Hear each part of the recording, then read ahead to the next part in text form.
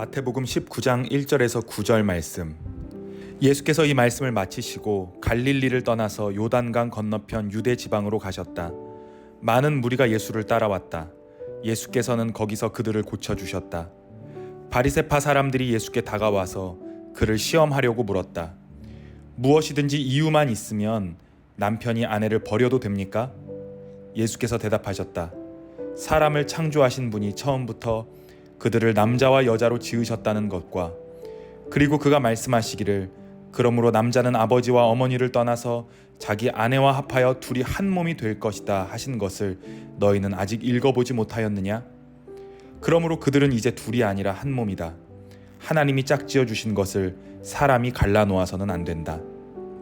그들이 예수께 말하였다. 그러면 어찌하여 모세는 이혼 증서를 써주고 아내를 버리라고 명령하였습니까? 예수께서 대답하셨다. 모세는 너희의 마음이 완악하기 때문에 아내를 버리는 것을 허락하여 준 것이지 본래부터 그랬던 것은 아니다. 내가 너희에게 말한다. 음행한 까닭이 아닌데도 아내를 버리고 다른 여자에게 장가드는 사람은 누구나 간음한 것이다. 신명기 24장에는 이혼에 관한 규정이 기록되어 있습니다.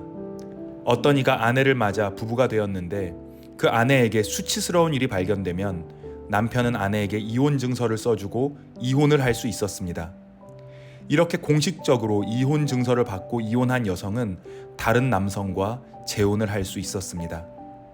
신명기에 이렇게 이혼에 대한 말씀이 나오는 것은 당시 사회적으로 보호받지 못했던 여성들을 보호하기 위해서였습니다. 남성 중심의 사회였던 고대 사회는 남성들이 결혼을 한 후 아내가 마음에 들지 않으면 언제든지 아내를 버릴 수 있었습니다. 하지만 이렇게 남편으로부터 버림받은 여성들은 사회적으로 어떠한 보호도 받을 수 없었습니다. 이런 시대적 상황에서 신명기 말씀은 남성들에게 이혼을 할 때는 반드시 이혼 증서를 써야 한다고 말씀합니다. 이렇게 이혼 증서를 가지고 있는 여성들이 다른 남성과 재혼할 수 있게 함으로써 여성들을 보호하려 했던 것입니다. 하지만 이 말씀을 바리새인들은 왜곡해서 이해합니다.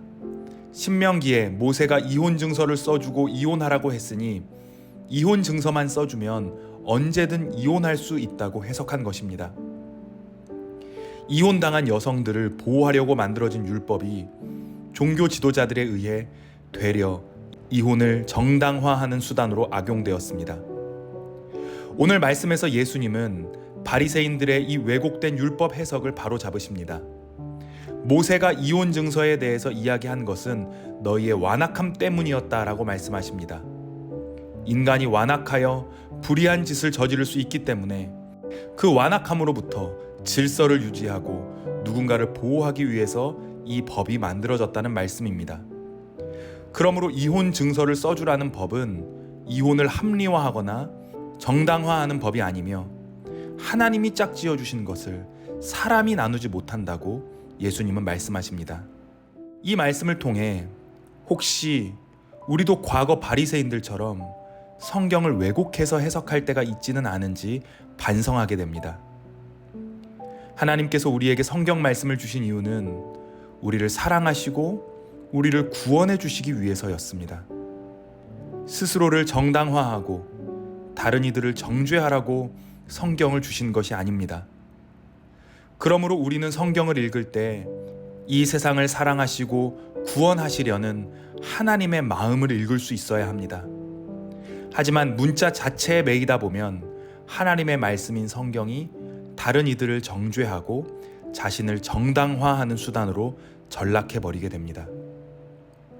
우리가 성경을 읽을 때 성경을 통해 자신의 죄를 깨달아 점점 겸손해지고 다른 이들을 향한 연민의 마음이 깊어지고 하나님을 향한 감사의 마음이 커져간다면 그 사람은 성경을 잘 읽고 있는 것입니다. 하지만 성경을 읽을수록 다른 이들의 죄가 잘 보이고 마음이 완고해져 스스로 합리화하는 마음만 커진다면 성경을 읽는 자신의 마음가짐을 점검해 보아야 할 것입니다.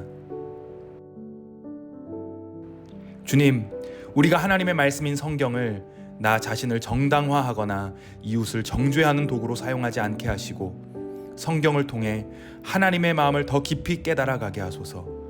예수님의 이름으로 기도합니다. 아멘.